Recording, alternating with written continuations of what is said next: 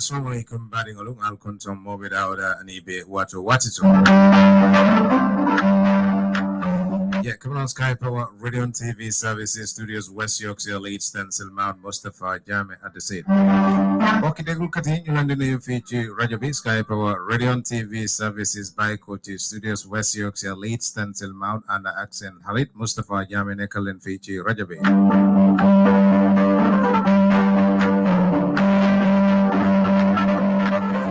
Season buntu program bi jamono delsuwaat lañ fi ci rajo bi ay gan yu mag ñi nga xam ne ñoo fi dee nekk semaine bu nekk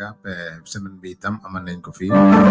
budung lama la nañ jiberalu alpha bal min ya lan ko kataram fe loko ngolo nit ñi antam ben ci tan programme to jamono alal demaro do ko ngi so don fe ñin dembe be studio ko don te fe o fen kelan se tentu ngi jey ngi bula enen lama la nañ jiberalu ñoo kon song do raje inshallah sina dum kacha ko kono jamono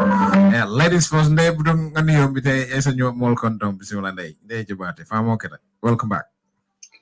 abarka bake Mustapha me fanan kontona ndum bafle abarka bake wato wati ka mol invite Jang in program and running this program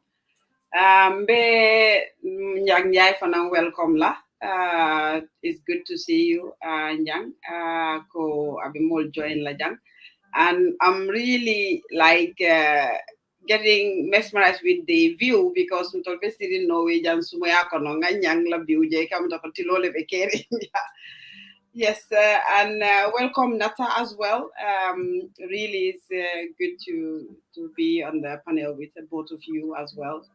Ngalbe kontong Suleiman, welcome back, and I hope the energy sotola again, getting back to your energy as well. As usual, it's always nice to see you. Yeah, and lamoilar malbe kontona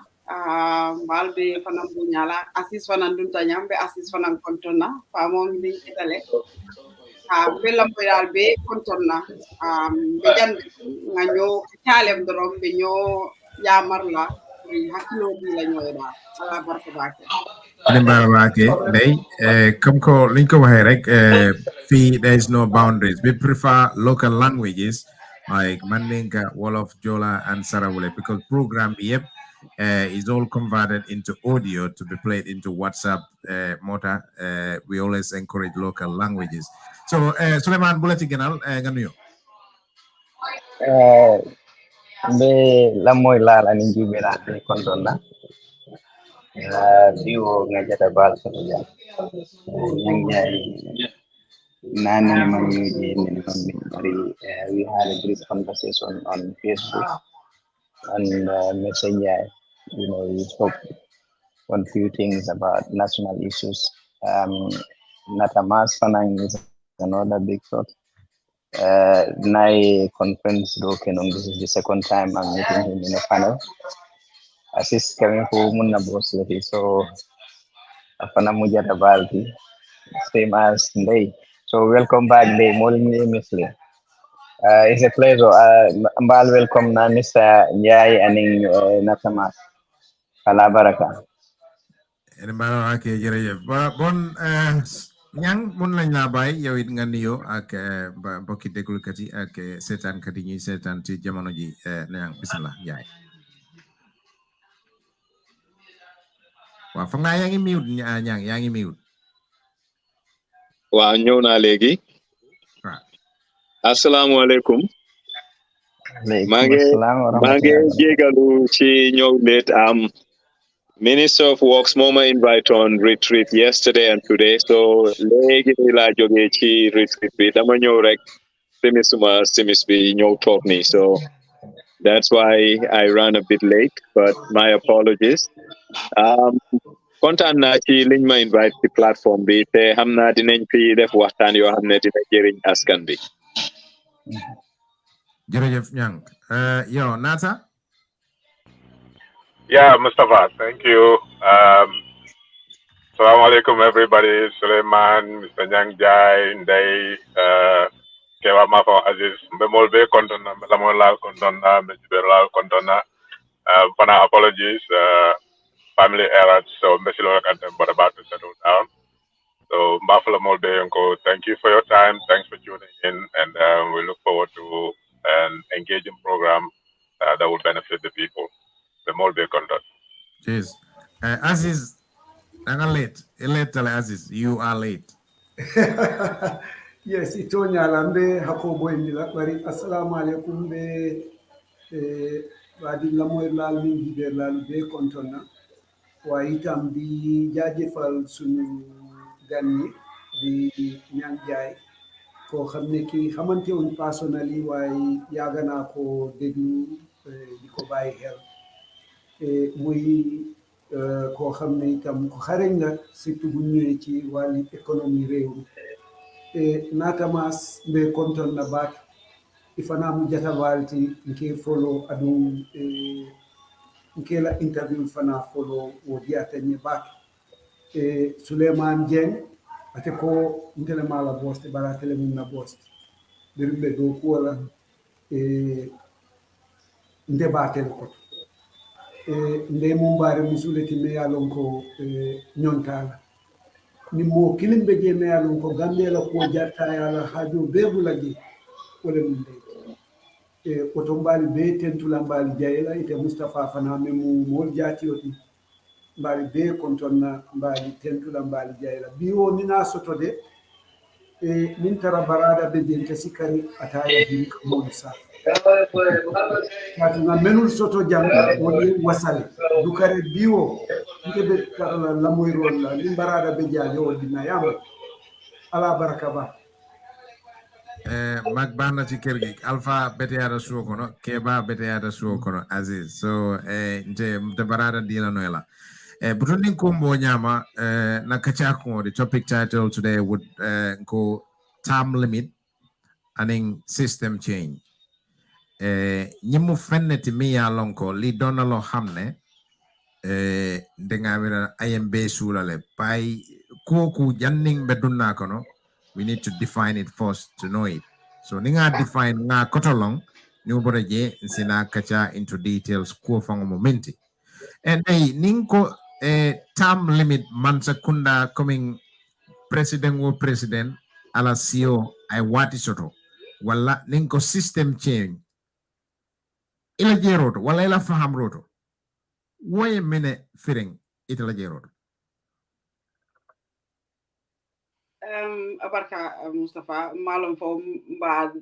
kir dilan na luntangol la fo nga just start je pour que luntangol buña nga lo Na luntangol buña nge bismillah and then we get on with it. Yes natara is okay mbaro nga jibe jalo luntangol nyang fo na nyang moy gan nyang wow ne mu nge seek permission ndax mun na ñoo define term limit ak system change. Absolutely, mom suñ mag la. Right. Yeah, nka mol yalo nyin diamo metale system change and term limit. And niaje nyin diamo fango follow diamo nyin system change ko fango natale Africa dindi mol le batata tamar di njala man sakunda ka kol tamar di nyame kol bebe tamaka nyame mol le batata mol ko tamar di nya bulo nyanta falin nale so ninko system change ko ngata nga jube fa mune mu system woti because system woni wole mu tamar di nya so wo tamar di nya ni ya jube man sakunda ka kol tamar di nyame bulu jamale bala man sakunda kasile ayala tamandinya bulu jamali so wole mu ne ajube ye cabinet sotole cabinet wole mu ministal be dame be sirin dame o tamandiya bulu mo wolle kata man sakunda lafta menkela ito lekata ya doku den yo tamandiya bulu do soto me yalon ko wolle kasi kaluwal jube ka jube ko ni man sakunda ka be nyinkela fo ani luwa tatale fa parta ka jube ni man sakunda ko nyanta nyin koldo kelale iba jube la nyame yetaje kata si wolle mo MP nyolti wolbe sirinje den yena luwa bunda jube o tamarndi nya bunda fanan luwa bunda wolle ka man sakunda makoy ka luwa jube ka luwa kisi ka luwa kata ka ka foye loi katama nyame so wo bulol be wolle nata iketa mansakunda la tamarndi ya buloti amansakunda wo tamarndi ya buloto wolle kana ika decide muntumale natara lopitano nyanta lola natara molbita karambungoto so wo tamarndi ya bulole tata fa ameta fo mol ya jeko mansakunda ye nyin tamarndi nya bele soto bari ay kol me beke hani bi mol be siring iman domoro bu kasoto no ni a Gambia la situation ta but because Africa bele afe mol man domoro soto ni sasa ta lopitano to bortije ni ite moje no la ko do te bulu fang pour kata lopitano to dindingol man do ko soto so mol tata le sita ko nyin tamarndi nya bulo membe nyi man sakunda bulu aman taratakan ali nga nyin tamarndi nya bulo falimbang kato amanta mantara ma lafta menna masoto dindingol mantano karambungo muka dindingol la karambungo jono muka dindingol man doko sono ne karambungo bang ikata fo university ya bang karambung tije ni sasa retel l'hôpital ni buka boro soto ni dara je masingol fongo menyanta ke jube ke balo jube o beti je so natara man sakunda nyin tamandi ya bulol leke ay nyin bulol bele ta ay nyin institutional mel be babul ay tamandi ya beke fo bi mam falino ali nga falimbang nganna tamar nyinya bundal jube be kala nyam because ni aje kabrin coalition onata tamar nyinya dol ye wolle nati wolem civil service reform security reform constitutional review itol yaje le ko nyillem nyin tamar nya bunda to masakunda nyanta wotala masakunda man na wota ay fansun tamar nyinya le ka wole atina bimbe siring be nyin kole amen kono wole asi so ninko system change nga memiro ko mansakunda ya la tamandi nya bulo jube koteke faparta aya falling katu amam solution nati akumara ene barande nyang ne ñew ci yow ci sa xelaat suñ ne system change with term limit lolu who is to be blame kan la ñoo blame ci suñ ne term limit with system change nyang xam nga nguur denkaane la ki denkaane moom alalam te ki moom alalam mooy nit ñi ñan ñooy nit ñi mooy population bi Gambian si waaye ki denkaane dafa nekk ne not ne xelam mutut waaye iteem ci politique iteem ci doxalini dëkkaam bariwut ba tax na léegi ñiñ denka ñoom dañoo def li leen neex ak li leen arrangé waaye soo xoolee lii du Gambia rek generally Africa yëpp la te problème yi ñooy jonku wanteel boor yi yëpp muy Sénégal muy dëkk yu bari term limit bokk na ci li ko indi Benin and other countries mooy ne dañoo fal nit ñu toog comme ni soldat yi di defee coup d'état ñi nga xam ne président leen ñoom tamit ñu def lu ñu ooyee constitutional coup d'état mooy ñu jalgati luwa réew mi pour gën faa mun a toog waaye li nga xam ne mooy mun a yóbbu Afrika kanam mooy suñ mbootaay yu mag yi lu mel ni ECOWAS ak AU ñu génnee ay sartane dégg la doomi réew am nga sañ-sañi taxaw pour ut place bu ñu ooyee présidence waaye it boo ko amee waruloo toog lu passé ñaari mandat te mandat yi su baree ba bari nañ ne juróomi at buñ defee loolu problème yi coup d'état dina wàññeeku buñ defee loolu da nga gis ne liggéey dina mun a am ndigte amut benn président boo xam ne mun ngaa liggéey dëkk bem sotti da ngaa def li nga mun ci waxtu biñ la appal nga dem keneen ñëw soo xoolee Amérique bim sa soo ba tey président yi fa jaar bari nañ waaye mënuloo tudda benn président ne kooku moo liggéey Amérique ku nekk dafa ñëw def waalaam mu dem loolu lañ war a dugal suñ xeli liggéeykat yi nga jëlaat dëkk bu mel ni Gambia 1965 la am independence ñu ngi 2023 make good sense ne 1965 ba 23 is over 60 years ñetti président la Gambia am loolu du mandarga bu baax te du loo xam ne dañ ko war a ndamoo lii ci li deeloo Afrique gannaaw bokk na ci surtout Gambia li ñu deeloo gannaaw mooy ñu am président yoo xam ne dañ daanaka toog ba ñu génne leen fi te nekkul seen coobere te su doon yàlla def na génnuñ fi te ñu ngi am wérgu yaram ñu ngi wérle ndi kon xëj na ñu ngi fi ba tey so li mëna yóbbu suñ dëkk yi kanam surtout Gambie bi nga xam ne ñun moom lañ dëkka te moom lañ bokka ñu ni neen mooy ñu d'accord ci pencum askan bi ne nit am na right pour nekk président mu sàkku nit ñi ooteel ko waaye mënuta am lu passé ñaari mandat te mandat yi ñu def ko juróomi at fu mu nekk ñu ngi am si problème bu mel noonu Gambia ak Baro mooy ne Baro lu amul benn luwaa bu ko tënka si jamono ji pour bu mun a amaat beneen mandat mooy ne constitution bu ees amut constitution bu màgget bi dafa noppi waxut ci affaire yi mandat yi kon léegi liñ yaakaar ci moom mooy mu am di moral obligation ne dëgg la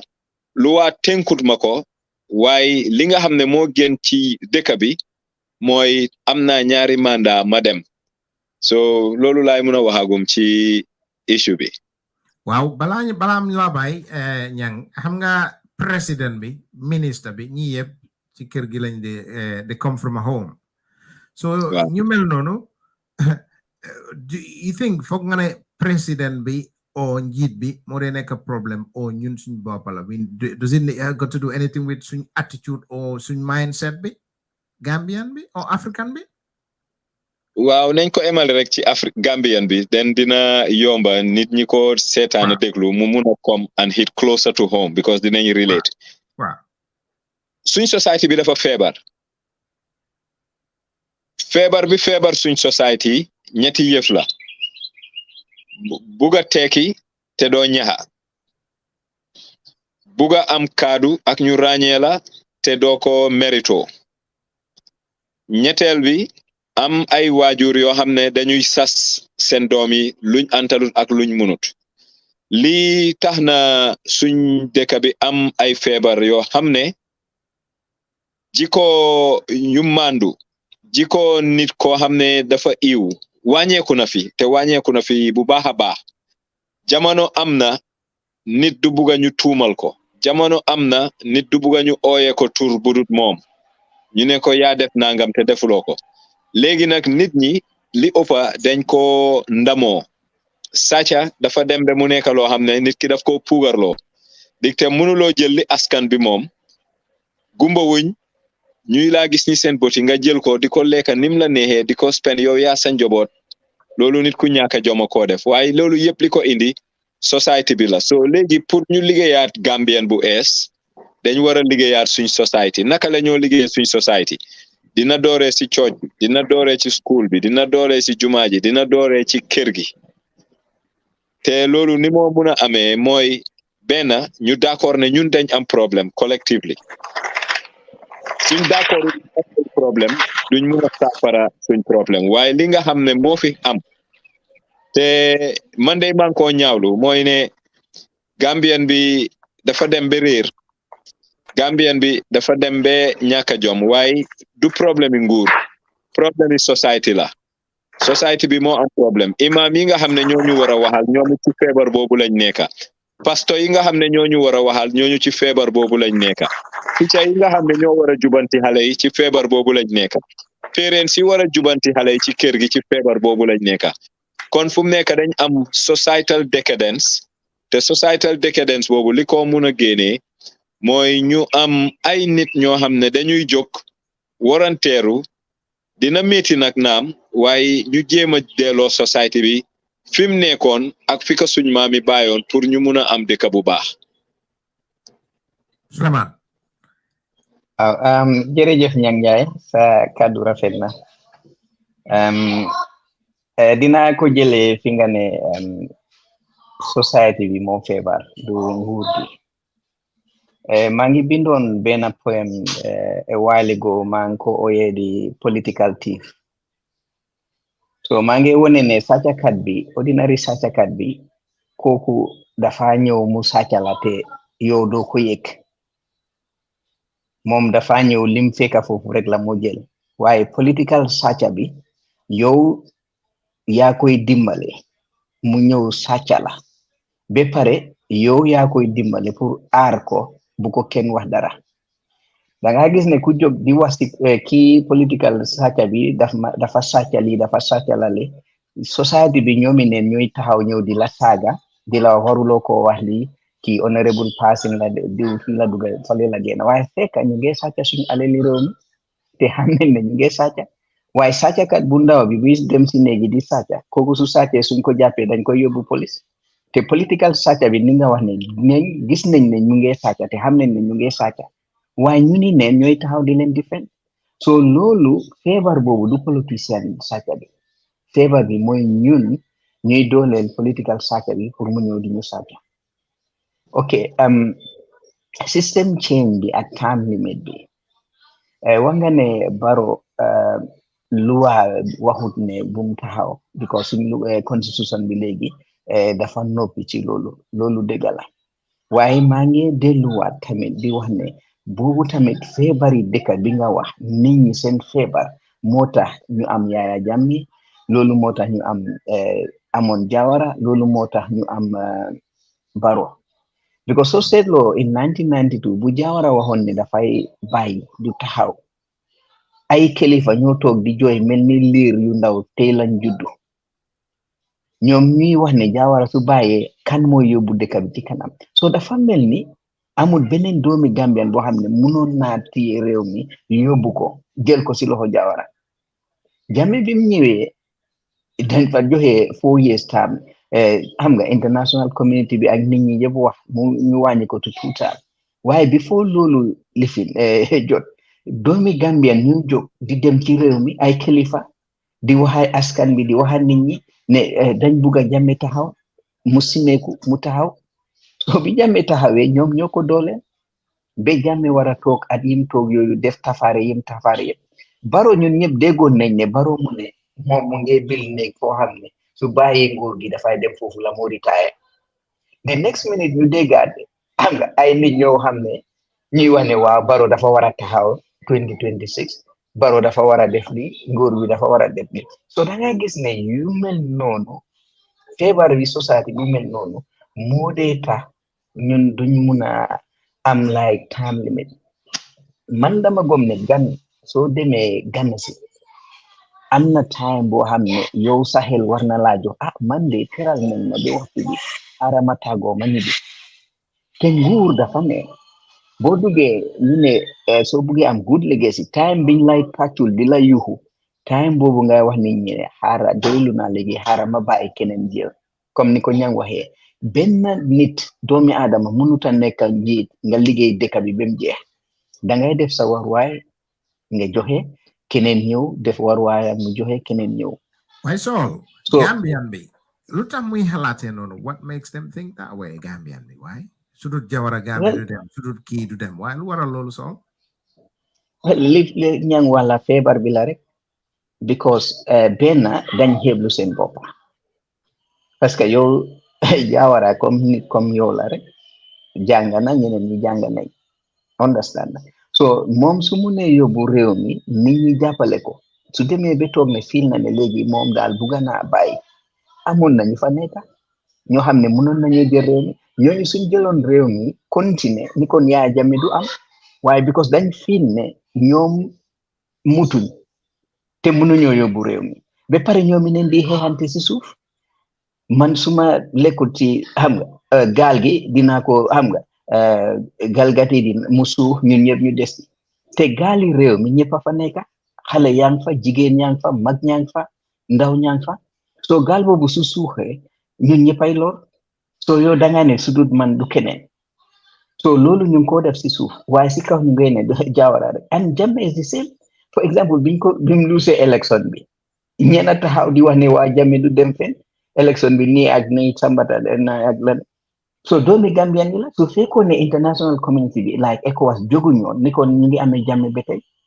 so ñana ko def du doomi Sénégal du doomi Guinée doomi Gambian ñoo taxawoon foofu ne ne Jammeh du dem gis nañ ñu bari ñu mel noonu taxawoon nañ di wax ne Jammeh du dem te ñooñu ñoo nekk borom nomba tànka si nguur gi so ñooñu seen kàddu moo fay dox tey te su fekkoon ne ñooñu amoon nañ seen sago Barrow du fa nekk tey waaye ñoom moomuñ dëkk bi na moomuñ dëkk bi waaye dañ leen doole so li ñang wax la nguur dénkaane la ñun doomi réew mi ñoo amee doole bi ñoo ko dénkaane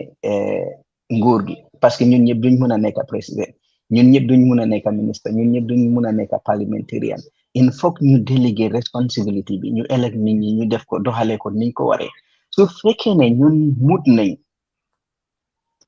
waruñoo nangu kuñ dénkaane di ñu jaamloo o di ñu not waaye mutuñ because dañ doya di suñ boppa dañ buggee li ñang wax ku nekk bugga naa tekki te buggut a ñaxa ku nekk bugga naa problème bi soo ko xoolee soo ko seetee even leadership sax muy APRC Jammeh yaaga na fa muy UDP Lawyer Darboe yaaga na fa muy PDOIS Halifa Sallah yaaga na muy so lu mel noonu you don't think civic education bi dafa manqué wax naa loolu di last time ñoom nata mas gaay di ma ñaan waaw man bëgguma Darboe fii la xarit duga fale la bay jaar waaye man li ma wax xam nga Yang bul let's not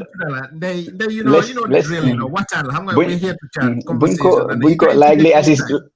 assist day wax rek let's not specify political parties here why we can relate understand because li tubaab bi day wax charity begins at home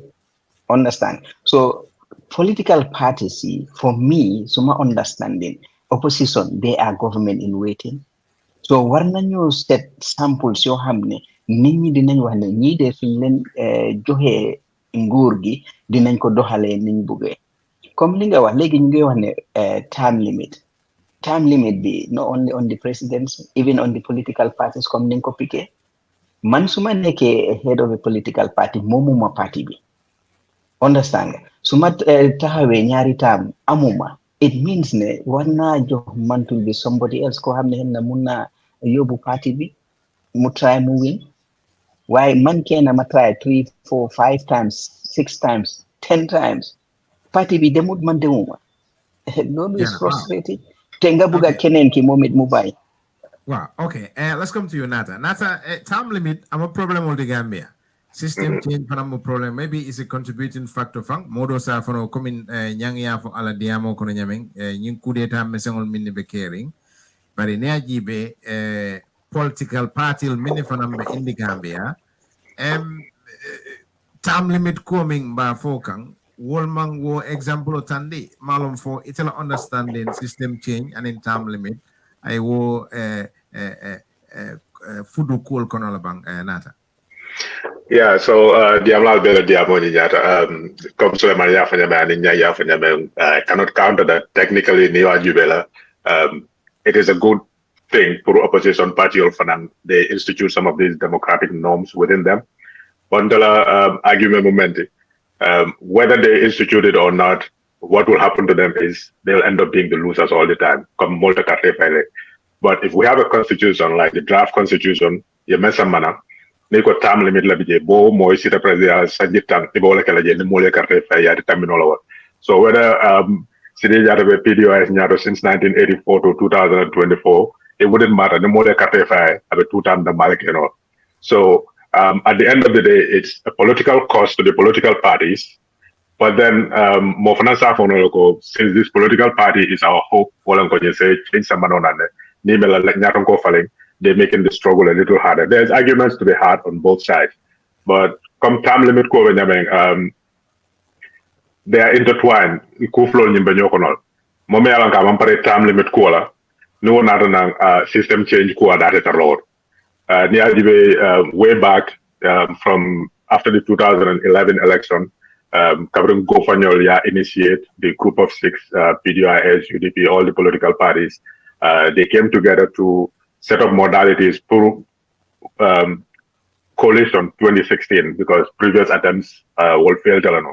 So MNKJ included in that, from that period, that GOFA period before coalition 2016, term limit Davijet. So wala mundiko nemo meta mansayala tinyaro kakabula no tinyaro kitabulu akana bankola luala tinya puruka fansansan ko ya Jammeh akenyabe mol fata je amon kubande je ni afo ko ha tema mol fa but for example bankola luwa ko ni mo fa matam kudanya ta mol ni yotanka for example deda haidara ngawta misalot afata kido le afa Gambia dungol buka kido sot so nimma to kunda man yo tankano fa fata mota saytal nyanta mo nekele wuliye kesi kisro ka jube jumala afa ay o kido bonde mentole yo mari nyom motel kuluro le ka so ni wo be manke say mbafla ko mata kunda le afa because it made akiji so wo kusifal ni wol keda time limit masoro men ka tarajeto masya munyina di ko kodol soto no 100% kodol bi jeto soto no 100% so ito mo be satisfied no but nite ajo ko wati mi nambe bola jet whatever ko men ka lawol ko abe ni nyala le isaje ni boda je soma bawo ka riya de menata na commission lon algali commission ya jawar investigate ya PPP government investigate ya la ministerial investigate ya jame boda je na jana commission law na TRRC ro pour ka ya jame investigate wo be mo kama ti ñaarol le ketano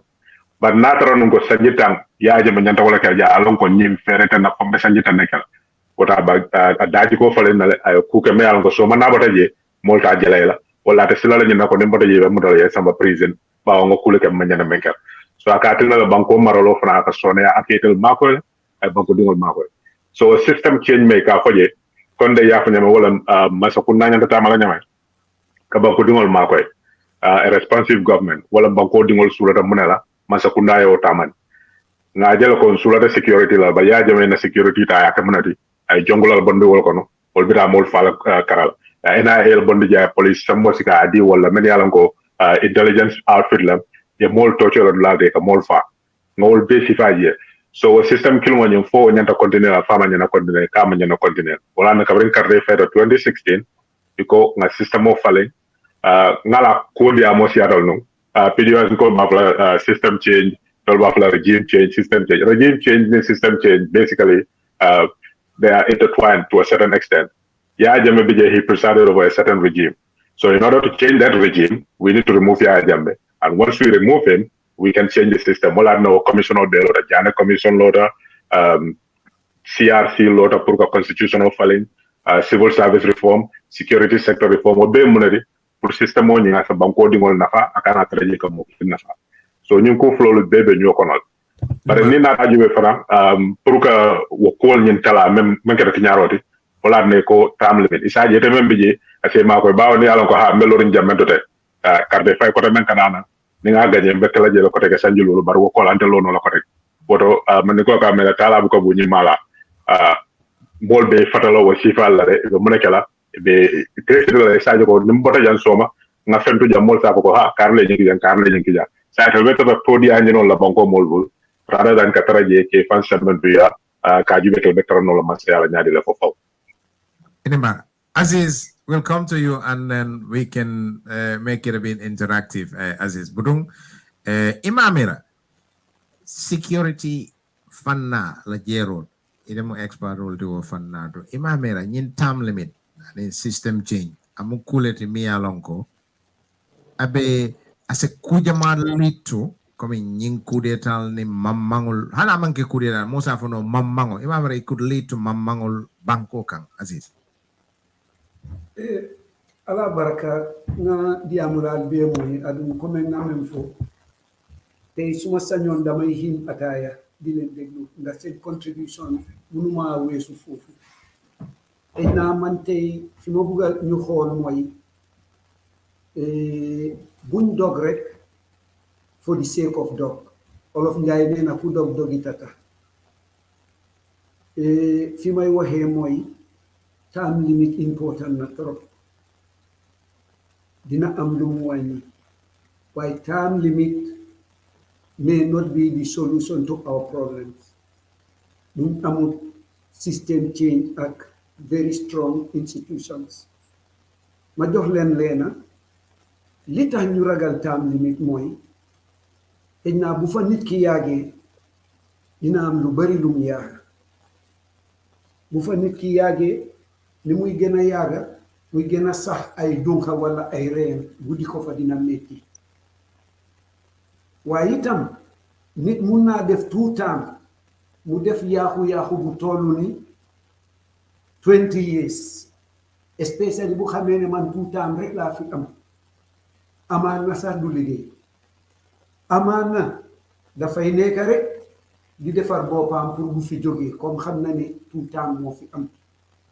kon time limit baax na de parce que nu bon a bon bu jëlee yëpp itam dina fi jóge ñu dooraat waaye li ma yaakaar ne tey ñun soxla nañ ko mooy ay bunti nguur yu dëgër système su wóor ak askan bu yeewu ci politique xam nu nguur gi doxee ndax gis nañ yenn réewi tubaab yoo xam ne amul time limit waaye daanaka fukki at yu ne wala juróom-ñetti at yu ne dinañ change seen président duñ ci xaar dara kon boo seetloo li tax ñu indi time limit mooy coono yi ñoo daj muy ci sàcca yi ñoo daj muy ci policy failure yi nga xam ne ñooy am yii moo tax ñu waxtaan ni kon ba tey support naa ko de waaye man I am in favor of strong institutions yi nga xam ne yii ñooy mun a put checks and balances. Number one, I am in favor of a civil society that is enlightened to the point ne even bu time limit amul dinañ jóg jël seen matuwaay génnee kafane ndax benn liggéeyul wala taxawul seen adressul seen needs boo leen seetloo tuuti Sénégal of course du royuwaay waaye nag mun nañoo wax ne even Macky bu continue on bu insist on a third term the likelihood is ne duñ ko sànni bu ko constitution bi joxee sax population bi duñ ko sànni parce que li tax adressul seen needs waaye ban population moo mun a def loolu mooy population yi nga xam ne they are aware ñun nag loolu moo fi amut comme li Njie kon Aziz a Gambian bi aware wul non ay aware wul parce que ma jox la exemple li Njie wax waaw soo waxee dëgga ñu am fuñ na dëkka tey ku fi wax dëgga the first thing li ñoo wax mooy yow UDP nga sometimes dama dee ne loolu ñun dañ ko war a tiitaroo parce que loolu mu ngi mel ni kon UDP rek ñooy wax dëgga waaye waxeewuñ ko noonu niñ ko waxee wala liñ ci jublu mooy kii bugalul réew mi jàmm parce que pour ñoom UDP bugaluñ réew mi jàmm. Yeah, just coming back to that, if I can jump in. Yes. But yeah, let me just quote one thing. It's not a problem. It's not, our problem is not the age of our leaders, but the unfortified characters. The age is leader with it. Some character. More some problem. Convete, d'accord na ci time limits. I think they not disagree on the fact that Gambian B is not politically aware. Okay. Because I strongly believe Gambian B is politically aware. They build a lot of interest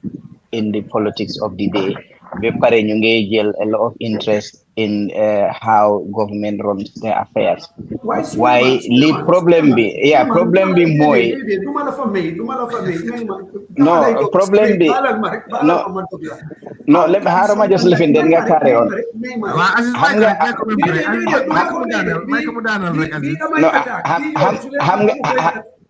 Hamga awareness agreed do bena. Awareness ag favor do bena. Because you can be aware nga selfish nga greedy. So ñun Gambians comme nit ko ñay dore. Exactly. Do awareness bila. Yeah. So for example, like Adama Barrow is in power. Adama Barrow ko jumal benefit directly. You know, ala minister le my appointment email o badi mo bebe Adama Barrow fail. Ala député la mini ala ko be NPP rek o badi mo bebe fail. Direct call no fana badi mo bebe because well directly it may benefit kind of from the government. But it can develop la neighbor nying so looking at it at a wider scale, Kafuko society is benefiting or not benefiting. It'll book out you it'll kill and the father marriage and you sort of yes, what a mechanic and deciding a continent also. So we basically don't care about each other. We want to line our pockets, and that is why Gambian and Jammeh we don't raise an eyebrow when there's corruption imminent, like we see it plainly with our eyes go. In women that put in a moment I see condom again. Salary coming out of all yo minister curriculum carfula akaka bunjongolo before I along con ninga abonnement either come sakunda ko sunya or I positional use as influence to get the money that he's using or more than I bribe, and stuff like that. So basically it's not lack of awareness, but then again, by extension, is greed, corruption, and selfishness. Greed, corruption, selfishness. Can I come in? Yes, go on. I think since from independence to date, Gambia has been practicing politics of poverty, and in politics of poverty, issues are not put on the table. So it's about personality, tribal affinity, and personal interest. That's what drives the politics. So it's not that people are not aware. You can't be aware and you deprive yourself. So the fundamental problem is the behavior and the attitude of the Gambian that has set this country back. And not only during Barrow's time, but pre-Barrow, pre-Jammeh, and during Jammeh's days. What can change Gambia? It's once again the attitudes of people. Why? There were people who live in renting homes. They were poor. But guess what? Even Dawda Jawara dare not say certain things to them because they felt dignified and they had pride in themselves. In today's Gambia, everyone wants a Pajero, everyone wants an air-conditioned room, everyone wants to travel. So you do it at all costs. Is it nyaka doylo landa nyaka lu ko waral anyang? No, materialism has taken a toll on the Gambian. Our elders, they were happy having a subsistent life, living in their renting homes, having their dapas, and going to the mosque and attending social functions, and that's about it. Today, our society has defined success in a different way, and that pressure has put a whole lot of pressure on family members, on society as a whole, that everyone wants to be seen as being successful, and they pay any and all price. And that's why we are where we are today. But wow, I think we need some, who is to be blamed for that, Nyang? Well, like I said, it's a collective problem. Right now, we have a societal problem. So who comes back to the society? We have, because it's not like one group are going through this and the other group is not. It's endemic. This is the new Gambian way of life. Dogo Dogo, Sacha, Jahase. And it shows, I mean, if you look at the definition of success today, look at the people in public service that are deemed to be successful.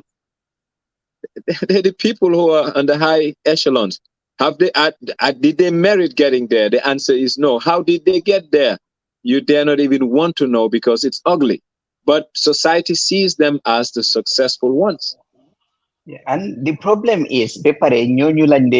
are smart people. These are smart. So Munuma understand when you say a person is smart in the Gambian context, the person is smart for Sacha, the person is smart for Dogo Dogo, the person is smart for Lie. Why not the key the younger intelligence and experience munge contribute, positively in the meaningful development of his society and people. So Lulu Nekufa. So I think blame is both government and the society. Because government be a responsible and a serious government. The government is part of society. Society government come from a home, come from a house. But here in the Gambian context, let's bring it closer to home. When we say government and society in the Gambia, we are looking at them in two folds. Government is a set of people they run the affairs and manage the affairs of the state. The people or the society is the ordinary Gambian, including you, me, and everybody else. That votes for the government. Are a subset of us. I do understand. I appreciate now. Yeah, and it goes back to the saying that the government is a reflection of society. I think they have something she wanted to say in the raising her hand. But wow, so then the people get the government or the leaders they deserve. Why man damade feel me? I tend to disagree with that because you got good people with good intention for living, they you end up having the wrong leaders. Nyanga you ñu ngi practice politics of poverty and there's no issues or anything on the table. Why I know like Doi, for example, is a party bohamne from its inception. They were trying to educate the people. They're trying to make the people aware. They're not just after the votes. Why Buganang am an enlightened nation bohamne. When it comes to electing their leaders, don't elect leader based on personality, don't elect leader based on wealth, don't elect leader based on position. Why don't you elect the leader based on the programs and policies Yinga Jai and the issues that you selling? So PDOIS yaga fee. Why we did not see any of that things happening. No, it is happening because people like us, man, I owe my political consciousness to PDOIS because through their paper. So yo Adam Barong support. Do not. Yeah, I support Adam Barrow. Why that does not mean my political consciousness came up from NPP. NPP the first man, I'm already political conscious. Because you're Gambian. Your statement is conflicting and contradictory because you cannot say I'm politically conscious. Allow me, and with all humility and respect, you cannot say that you're politically conscious, and at the same time, you're saying to me that you're supporting someone that's derailing. The support in that person derailing. No. Allow me. Let me just finish, please. Okay. Forget about MPP or Adam Barrow. I'm looking at the practice. So take the name Adam Barrow out, take the name of the party out, and look at the actions that are being manifested by the individual and the entity called the party. You cannot be politically conscious and subscribe to the modus operandi of the person and the party. My take. Yeah, you can subscribe. You can subscribe to the modus to the policies and program of the party. Why the operational aspect is different. If you look at all these political parties, you look at their manifesto, you look at their constitutions. Nga gisne ninyo conductors and bopa is completely conflicting from what is on paper. So as a person who is politically conscious, when you are supporting that entity, what you need to do when they drill, you tell them you are drilling. This is not how you should conduct yourself. You should bring yourself back on this track. So I may not have the power like to forcefully get that person out, but if I have like a collective people, they are seeing, this message is sent and he is not doing it. When it comes to a second term, I can stand and say, no, I still believe and subscribe to the principles and policies of the party, but I do not think you are suitable as a leader and I'm not going to vote for you. You understand? As a matter of principle, as a matter of principle, fundamentally, if the president endorsed for them to bring Njie into mainstream politics, mainstream MPP, and to our National Assembly, for me, that goes against the grain of anything progressive. So you cannot be politically conscious and yet still endorse the person who has put a stamp of approval on a person called Njie. So for me, these are some of the things that make me want to believe that you cannot be conscious. I think here, like you said, you are also contradicting yourself because, like I stated, how many we need to differentiate the person from the party. Okay, the person leading the party is an entity, and then the party has its own programs and policies. So this person may not or may drill from the policies and programs of the party, but as members of the party, if you are politically conscious and committed, your role is to bring that person back on track. So if that person drills and say, okay, I'm leaving the party and going to another party, or I'm leaving the party to form another party, that means you would end up doing the same. Because Dangagisne, for example, is like you can have a political party and have members. subscribing to the political parties' principles and philosophies, why their conduct contradicts, all those policies and programs. In my introductory program, I did speak one amun nañu xamne bi Jammeh taxawon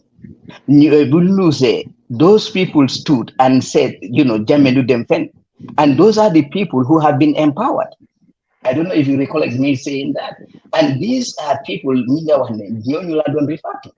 So, it's like I do not subscribe to those people being empowered. Wow, I just want to come now back to this whole discussion around consciousness and greed. Man dama believe ne su nit ki amé consciousness dafa aga level bo xamné greed bi dafa dé, because do greed li ma mean ne do def lo xamné is wrong, do def lo xamné dafa affect society, affect other people, do jël lo mom ko sa consciousness level dafa la mayu pour nga mëna even be greedy because of you are conscious, you are enlightened. So nit ki man dama believe nit ki su démé ba nga xamné dafa am greed in the person, greed bo xamné dafa dem affect the public, the society, affect everybody, then sa consciousness level desna amna fu des. So for agé rek du nga stop that consciousness level. And back to lu nga ñang di wax about society bi dafa febar. Yes, we have a sick society, but man dama do wone just backly some of the things ñang talk about. Man Banjul bima judo yarofa, I remember the feel so proud. I remember there was conflict between Jawara and ñom Makumba Gay, the imams, time Julie, dañoo wara Julie, ñu ne nañ xaar president bi gaay ne no dañoo kabar because 10 o'clock la, and it becomes so much of a tension. And as young people, we were so proud of that. Somebody is standing against, stood up to Jawara ne ko dega li la diine bi ni la deme. And we saw conflict among them because they could only for some of them because they were branded and lots of things, but they were brave enough to take out. And then you see that generation bohamne. Generation bobu ndey amuñ way doylu am nañ foglo doylu tam bokana ci all this we on about legi ñak doylu. You know, Mustapha fuma bëgg ñew moy ne déggu, because dañ déggu won amuñ dara. Negi printing ngay mari ma dañ dem school, time bobu nonu so demé ci afda yoy ci ñew bari sen negi printing nga ñew Banjul and all these things, but dañ déggu won dañ doylu ci liñ doylu. Why li ma bëgg ñew also moy ne time bobu tamit, of course you have, of course we were anti PPP, even though we were kids being accused of that, but we were anti-PPP and really fought against PPP because of the conscious level that we had at some point, being very much into toy activities and things. But then, we have a serious problem because boy fever being young, you need them see coma. Because what happened is that Yaya Jammeh, 22 years of Yaya Jammeh, that create a 22 years human beings, this is society that has been so destroyed.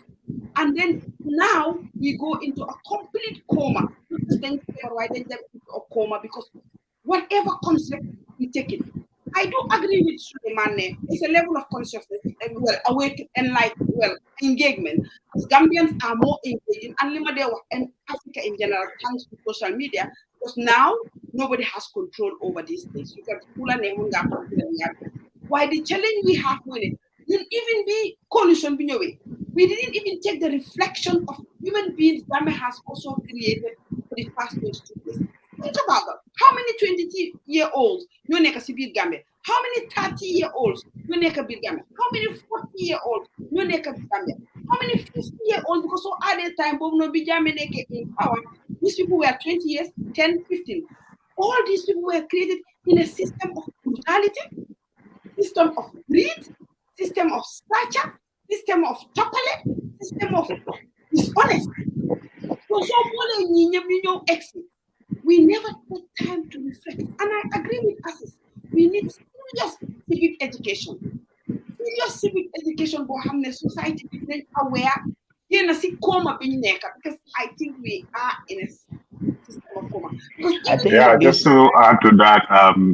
that's kind of my approach when I was writing my book. Basically, the mindset of Gambians currently is shaped completely, except for the few,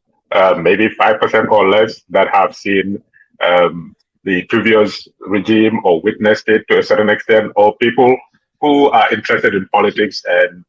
can draw comparisons. Besides those people, the Gambian mindset has been completely shaped by Yahya Jammeh. Even up to this point, they say, wow, Yahya Jammeh is concerned. Like, whatever Yahya Jammeh did has been cancelled out by his, numerous murders and, all the crimes that were committed, either with his knowledge, his sanction, or his complacency. So that mindset is there. So to bring the Gambian back, man, I felt like giving them a picture of what it was like from the PPP days, how the people come, them go ahead. Like everybody was basically his consciousness, and then we stopped at consciousness because consciousness should lead to conviction. When you're conscious of something, you should develop some kind of conviction. I had that argument with some PDIS guys at some point towards the elections, in their WhatsApp group, saying if you vote for Halifa Saleh, he's not going to win anyway. UDP will take over. And that means you have conviction, basically. Like if you have a conviction, just go with that. Mr. Mas, ni atara nung jammu ni nyimmol mem baby jan dolbe mu angalelati. Nga fola ko nyimbengo kumas dlako mbediamula ning local languages olela. Just listen to me. I'm in England. I know the English people. Ninga rules that are, and we make sure we stick to that. Sulemani Yohamga. So the Angale in your finekon. Then you will like Angale rek. We'll speak Angale rek. Why Gambian be? You tamara rek. Gambian be. You gave a problem be. You came. Asis came 5 minutes late. Somebody come 2 minutes late, what that sort of things. And then like a source and bit all of, we all speak in English, switching to English until you will go. So I don't know, and then we have to look at ourselves as well, then you hold nyantam famo gibela len dol fanang mbuta suol minni kono abbe mako la bakela punga ku jamake nata. Yeah, so comme nyanja to abu kango fajanne ite to babu kango fo sol ite fo to ko fo ga fo to ko fo. So comme ndangol la nyala ndo ni mol dal ko fo nyala jame and then aka still of an lampe from time to time. Basically, yeah, Nick Kachavi Diari. I think Kachavi Diari, don't make a cover, don't super cover. So we can't feel the cover, but we're gonna came. But I'm coming for her. The Sapon Manica, and I will go more cool on the code, who can know it. Young Yamanika Kamela, I saw a control being a Kangal Moyane. So, yeah, guys are fine of Blue Flow Bella, but I'm coming for like that's it, more. But conviction, what is it to go? Ye kuolo foka pare yella la ya motable flow ko nyinam to nyaade hané mo na séké lolo wala ka tella banko ngol jama bije ye nyakas wol jawrata mo je ya fujane mol bije wasabal yala atata na da be ngol wasabal yala ni ite ya je ko nyin anga bo soni adam bulle sa so to le bara manken tade ye wasa ko manken tade men ta mo nga di wol wo man tan talia nendo be ka no na alfa la maka fanyon ko nga ala tendu na korel kono mo wantara je me masakunda do ko so kan bi masakunda do ko soto wo mu jahanna basila ta ado mo dem kono fentebul bi mol nyaayeje e betti ka tigala mol te majanto sembo be bulu e baadu ngol na luwati nya kuta bolaje mol la na fulo be bulu ba tinya le be baadu ngol sambala makke bu kul kala jeeru kuta bolaje wo mu jahanna basila ba o faro le ba ko kanja so wonda mada makay tan dilalo ko kono mol lota kol men ka ne ya defara kan sidi wala na adol moment na silol moment na traku kotol moment wol ya wasola soto i wasata le fuare ada nyawje ke kulu wala kanko idina fuare ya mu nyawnya wasa ni yawo ke dro itobe di yalla ba dalla bi jamano wala ke dalla problem so ni aji be wala na mol ka faja issues wala monte ko men ya lon ka sen nafa pour nga di am ko lam ko sonno kala ko issues sol sikala ni lan ni kanala nga ko karbetene karfana betene wo kar la kar ya moti jamme an ka timata ngobe ko kala la bi menni nyaaro so ma ko ke me yalon ka be kala bul la teldi mol ya jelay na manke ala la tombondir mol odo wo kono ma jubele telen la hedi munala kabri adam baro na la ko menni nek la menni nek fo nga si nganya ko nyaabo ko ngon korosro nga jube ako abe pronsa mal nan jere fa fa nan jere ba hani fa na dala ko mol yon ko nyin dalilo at nan ka yon ko be pronsa mal nan ba mbasa mana fa yo kala ba amawoke sani kate fay ko resita na rafa len ko be jiyo sama lale nan eto ko batuma wotero hakilo man tim atara na randa ko be Nata, let me come in here. we need to do away with nyantam fonyola nyinale because after Gambian obey ya understand ko being Mansakunda, being minister, being MP, ika soto sammanam banku dingol kang dol be dembe kodolo so kafa molego mballa silo dadala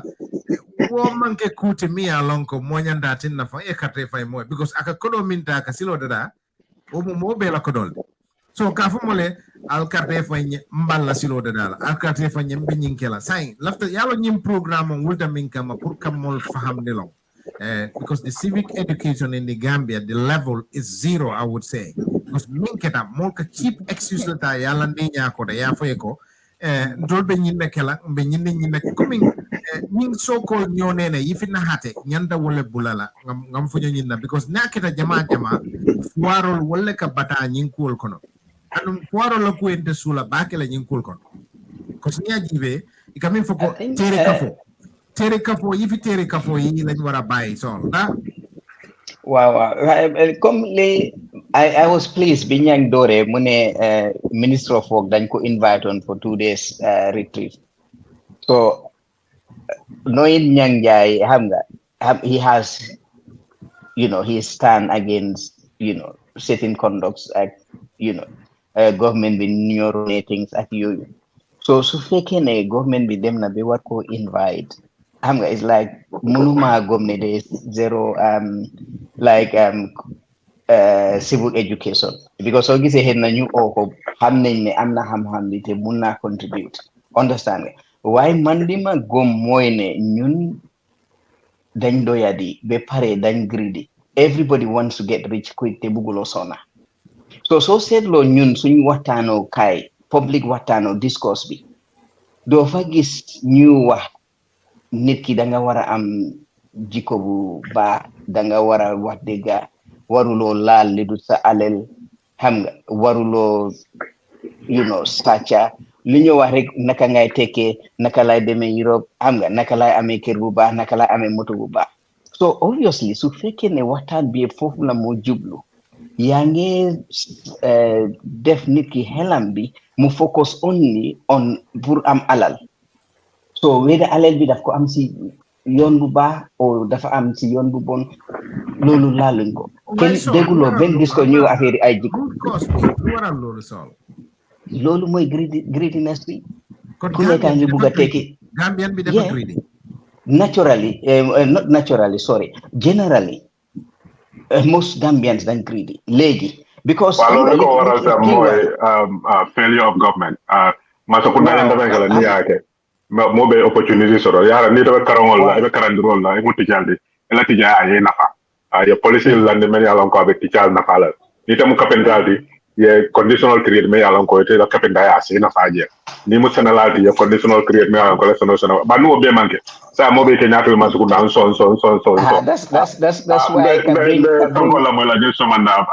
fatu kel fatu kala nyade the brunch with Lamin Cham talking about tubabol men kana Gambia kana tourism laje and they turn out to be pedophiles wala ko dindin ko la ka dietele kel ngol ka kabo mol yalo society kono e ka ko ha ñu war dara janna fa ka fa mol yon ko te ani dindin wala ka ku ken e man jaba ka ya di polisol men fanala na zara ko do sika di wala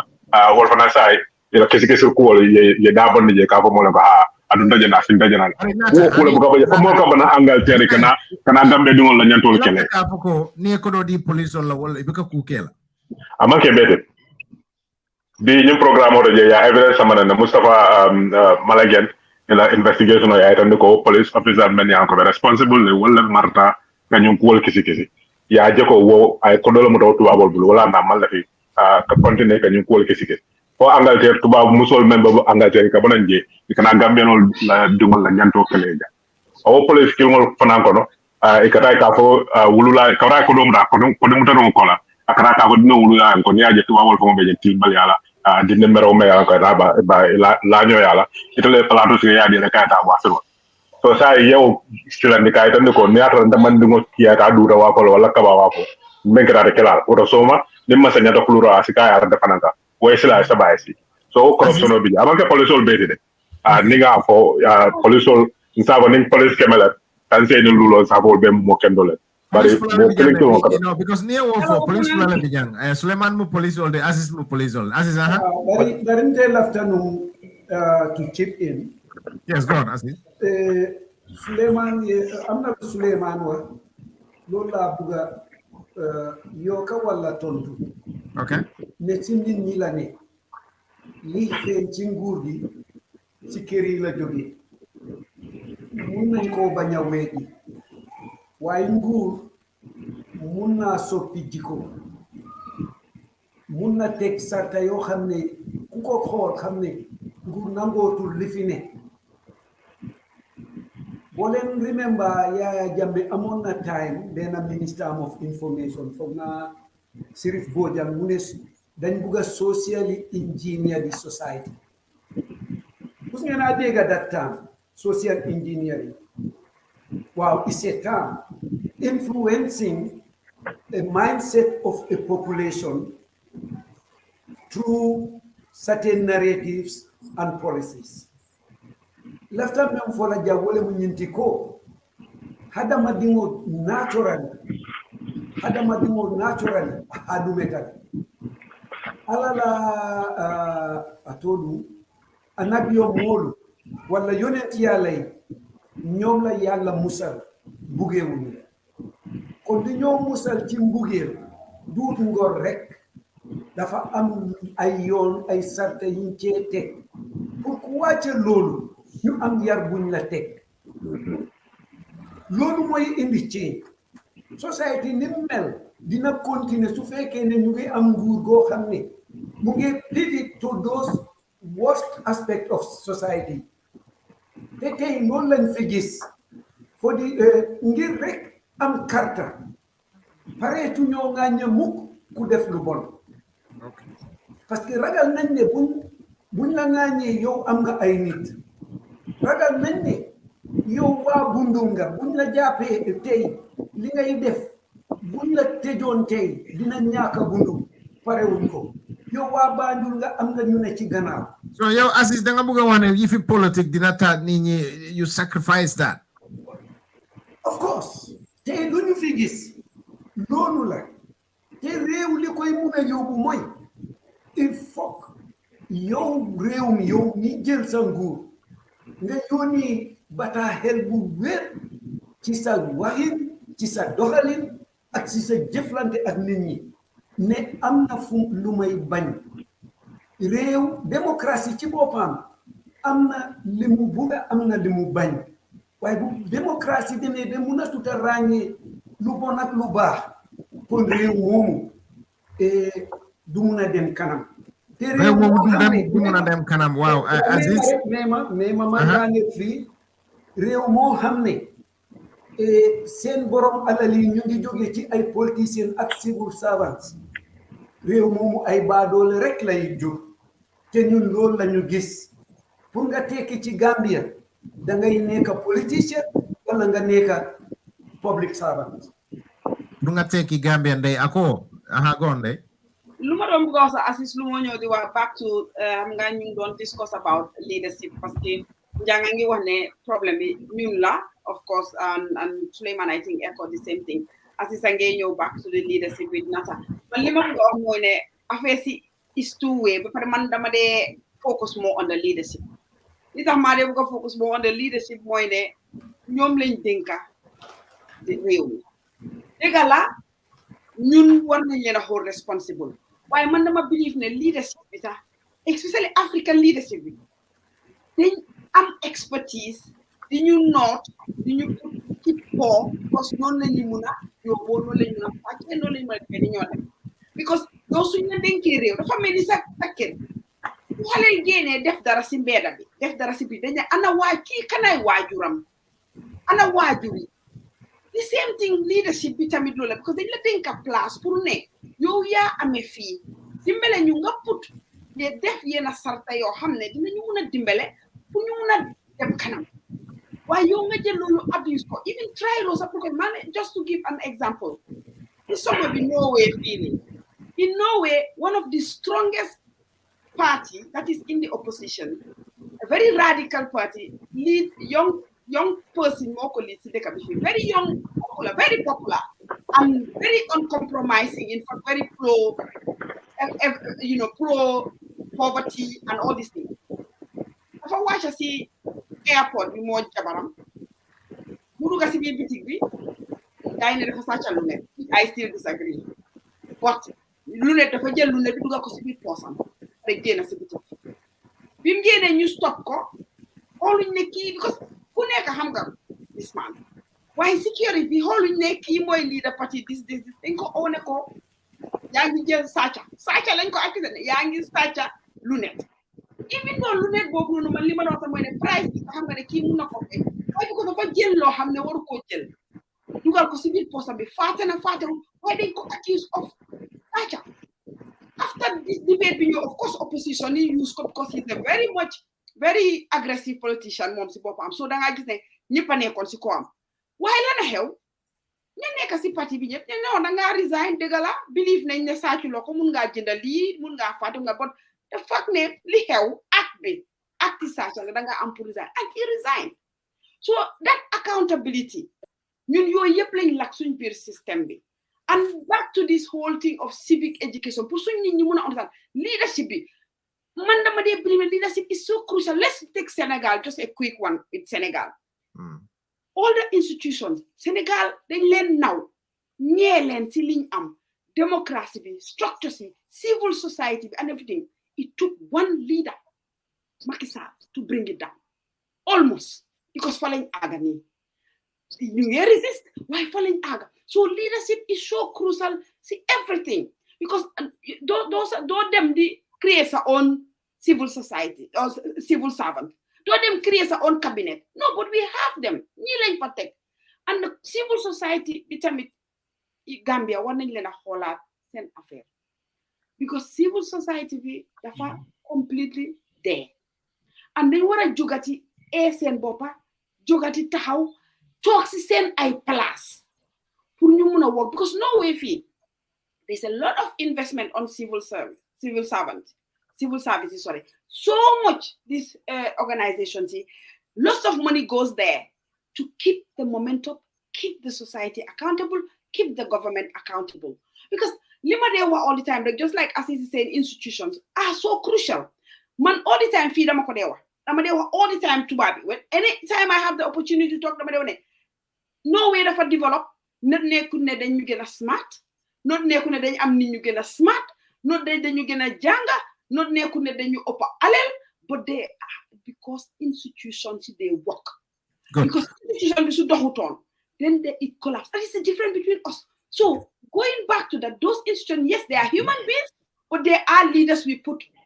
there to help build those institutions, and they should be accountable. Institutions they just don't they didn't just come out of the blue. Xeyun rek institutions yi nekk fa so doomi réew mi ñoom ñoo def seen kéemtalaay kattan to make sure institutions yooyu am nañ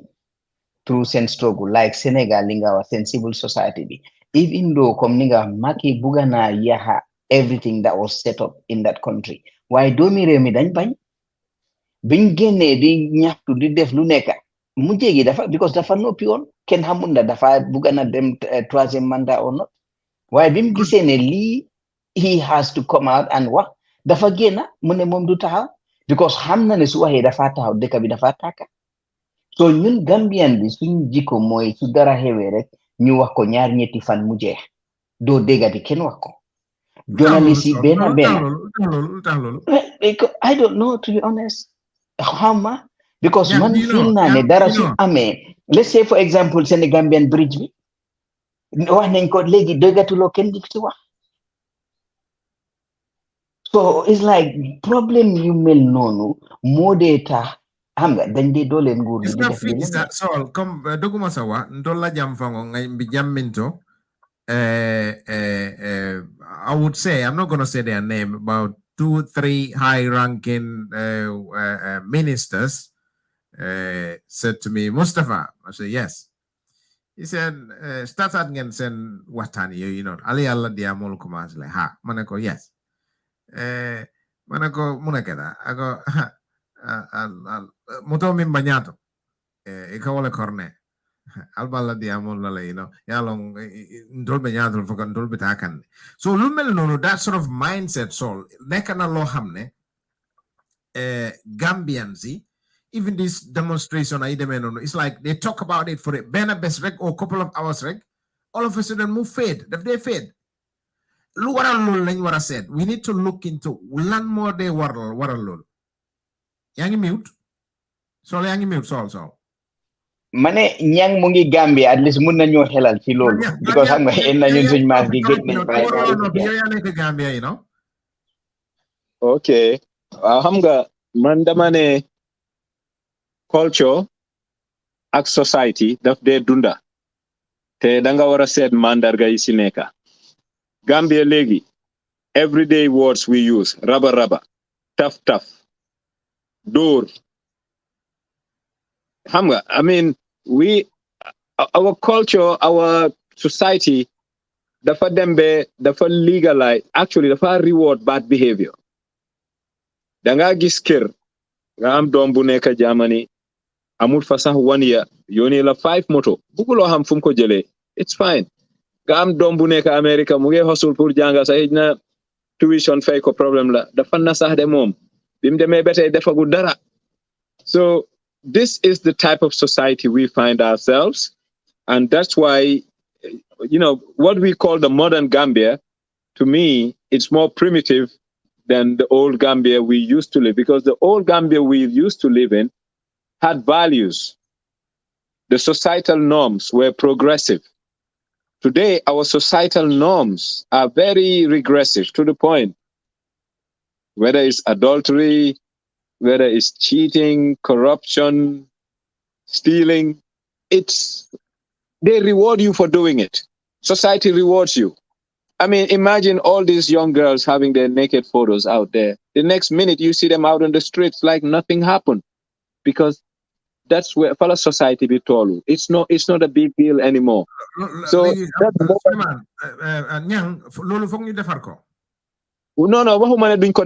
this is a diagnostics. I'm just trying to show you what's wrong. Yes. So the level of moral decadence,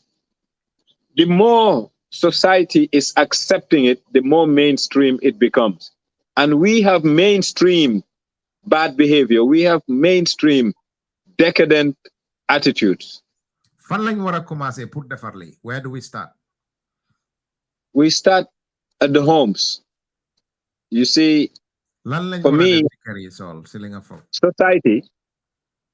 society is a composition of things that culminate to a thing called society. So if we start at the nuclear level, the home, the family, because that's a responsibility, direct responsibility. But now, whether the individual who happens to have that direct responsibility to the dependents happens to have a moral compass that is in line with what you expect out of a good person, this is the problem now. And right and wrong right now in this society, I'm sorry to say, is very hard to differentiate because people don't know better. Right. So Gambian being Julity, we've got quite a few number of Julity for na. Why manyo for tuti. Then you ne Gambia than Julite. Why so sete ñu amé sen haftani ak kurusi ñi dé frequent jumabi holal sen kan har kanami dañ ñul melni kering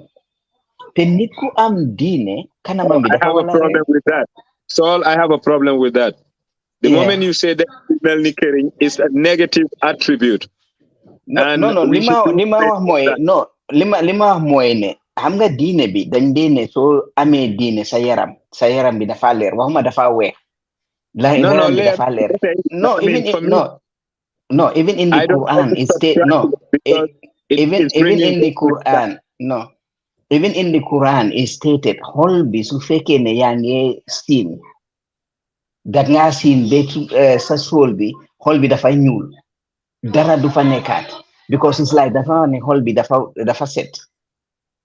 So once nga do di def any sin dafa am taxabu ñuul dafa dem ba ci kanam loolu dafa ñuul completely. So do amati la yermande do amati ragal, do amati kersa, and all those things because the fekane you commit nga sin so much, whether zinala, whether sachala, whether luneka. So danga gisne fofu ñewa ne dine la ñongugo dine wul because man dama gomne su fekene am nga dine da ngay taxaw ngay julli di wax yalla te yow yaa ngi taxaw di julli yaa ngi xalaat kan ngay rabaraba soo paree julli soo selmale kan ngay dem di dooraat soo selmale yow sa julli boobu is not even complete because sa concentration bi is not there because soo julli sa xel bi yëpp dafa war a da nga war a fil ne man maa ngi ci suma bàmmeel maa ngi wax suma borom waaye loolu nekku fa yow si sa Suleiman, I think your thoughts. Well, I kind of agree with what he is saying, but the use of some of the words he's using, basically, it's coming to show how our minds have been trained as people. Once again, the mere fact that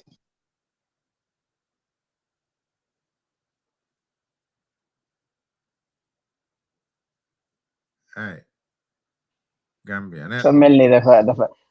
yéen ma dégg. Yeah. So lima wax mooy xam nga henna ñang lima wax time bi like dafa ñuul ak weex so it's like it's derogatory ak yooyu. Why these are terms yoo xam ne you cannot avoid. Understand, you have to use them because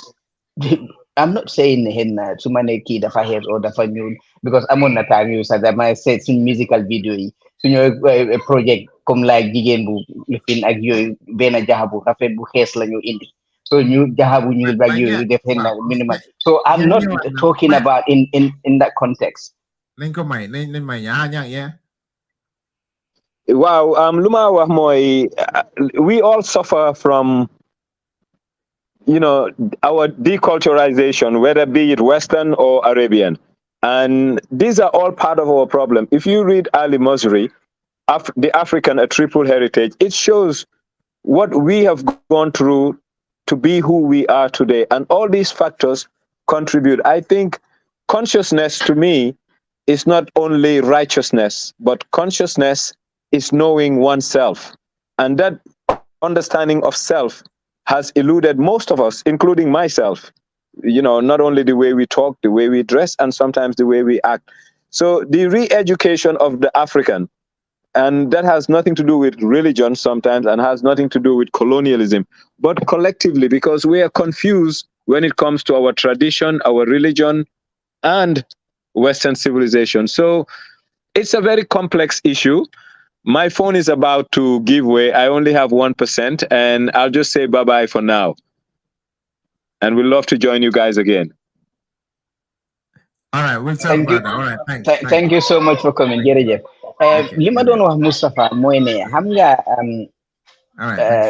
man gom naa loolu consciousness, conscience ak righteousness yi du benn. Nit ki comme liñ dee wax mun ngaa gom te óolu wuloo. Mun nga óolu nga ñàkk a gom. Understand nga? So pour mu sotti danga war a gom nga óolu ne lii gom naa ko te óolu naa ne dina ma defal li su ma ko defee waaye nga óolu ne lii xam nga dina def li waaye gomuloo ne soo ko defee dina la jox li nga bugga xam nga foofu xel yaa ngi werante. Yeah, because Suleiman de wala, and of course, I understand young Tamitimo with that reservation because I was also like, I was just rolling my eyes with that black and mule yefidal because not only did, but that's another discussion, but not only Tubabis, colonize and make us, really look down on ourselves, but even the Arabs did the same thing. So we have those challenges. The Arabs, why Linde was set actually. You in your own understanding, suñ ne lii dafa set o lii dafa tilim naka ngay ràññaale ñaari yooyu lu tilim ak lu set. But that is not in fact the issue, Suleiman. The issue mooy we've been made to believe lu tilim dafa ñuul lu set dafa weex. That's what but we came out of consciousness. You come to realize that's even so racist. and so discriminatory. But that would be probably another discussion. Yeah, I think wow, Lolo would come in a different way. While Lima don't put across moine, nitki society sayaram because linga dugal dafa melni yow yange leka junk mail. Yange input, you know, things you have ne bahut system be in your body.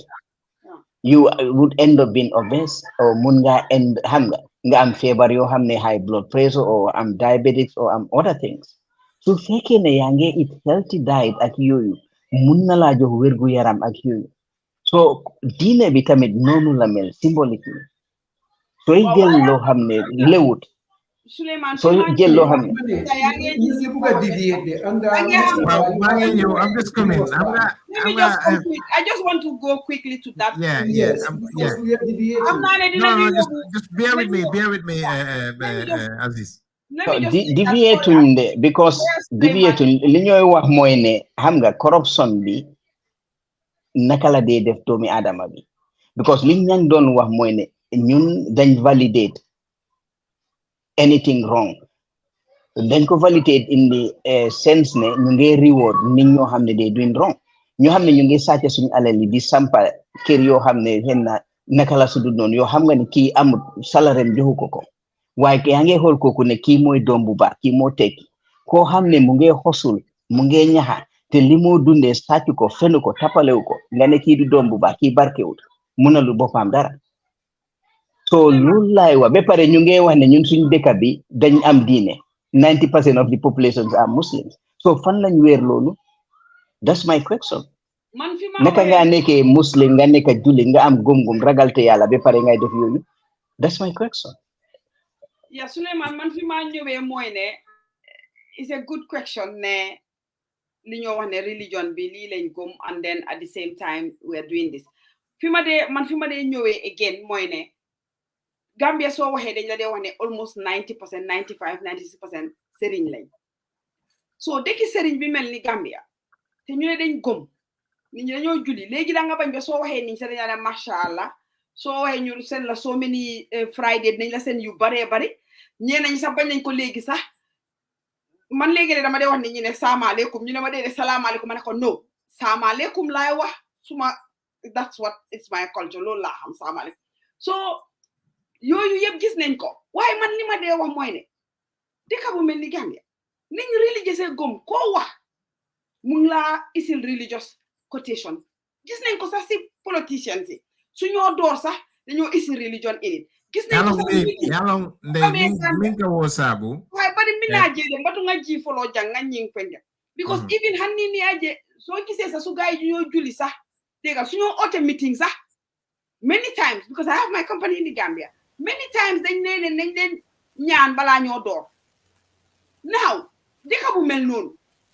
te sacca bi nekk Gambia amut fu mu nekk ni di level of sacca ak tapale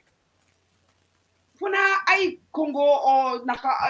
Congo or how ma yende kala ko compare in Africa it's so high and rampant so nga lay ta bopa ñun suñ julité sa dafa dess julité bi ñoo oté ci ñun dafa dess dafa manké gom bi ñoo oté ni dañ gom yalla dafa dess dafa manké parce que tay dégga bi sax pour ñu jog wax nguur ci dégga bi sax pour ñu jog wax né li léegi dégga bi ni mo démé dem rafetul amuñ ko sax amuñ mandute bi pour du ko def so ñun suñ janga suñ consciousness dafa dess suñ gom ci diine biñ believe bi ñoo mbubo di ko sol dafa also dess and that's the crisis biñ nekk fu nekk ni so solution bi moy back to I think it was civic education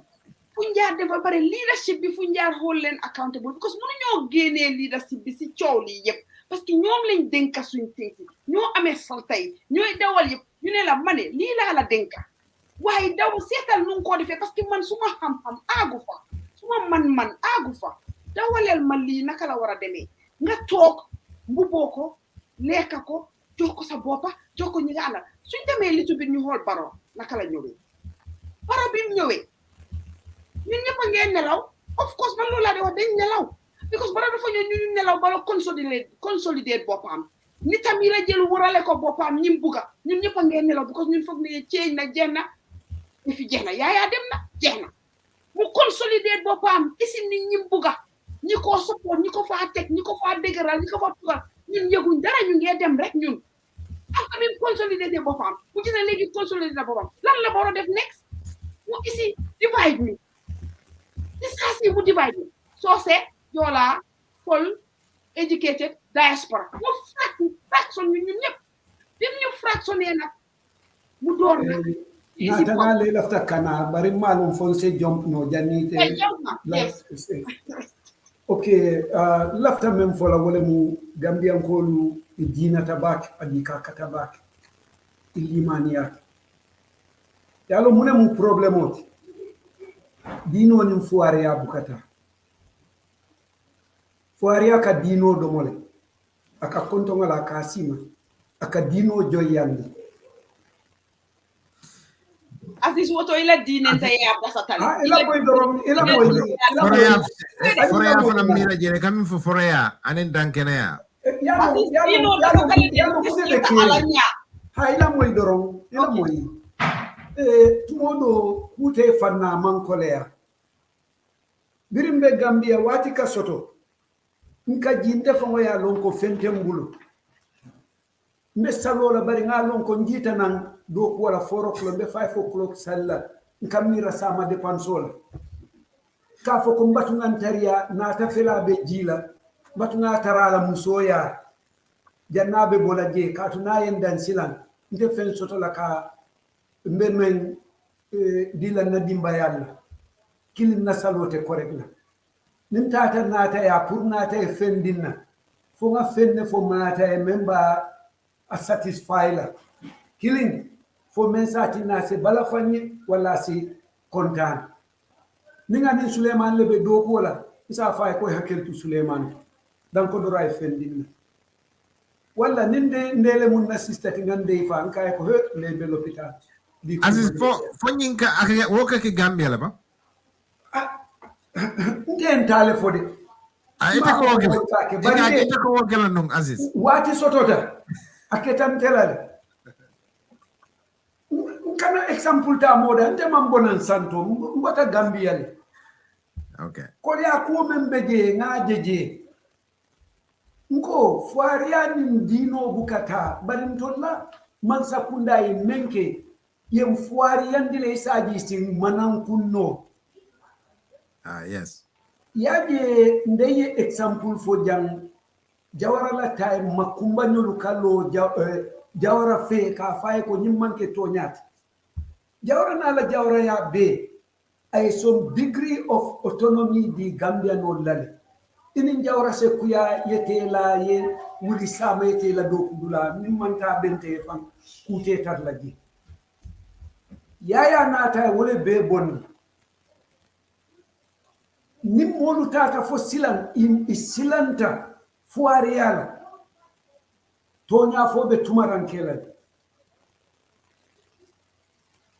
nko fuaria ka dino domo aka forea domo aka domo fa bam fat wole ben na banko kan